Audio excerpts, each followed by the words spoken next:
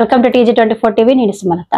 నెన్నెల మండలం ఎంపీడీఓ కార్యాలయంలో శనివారం కాంగ్రెస్ నాయకులు అధికారులు 22 మంది లబ్ధిదారులకు కళ్యాణ లక్ష్మి చెక్కులను పంపిణీ చేశారు. పేదంటి బిడ్డకు వరంగా కళ్యాణ లక్ష్మి కాంగ్రెస్ ప్రభుత్వం అందిస్తుందన్నారు.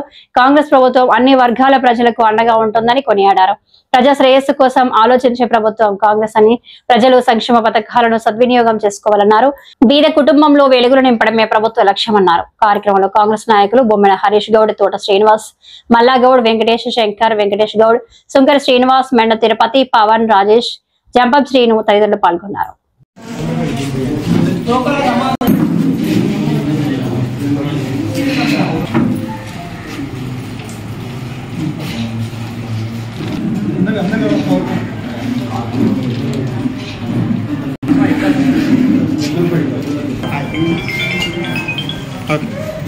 గౌరవ ఎమ్మెల్యే వినోద్ గారి ఆదేశాల మేరకు మండలంలో కళ్యాణ లక్ష్మి, షాదీ ముబారక్ చెక్కులు ఇవ్వడం జరిగింది.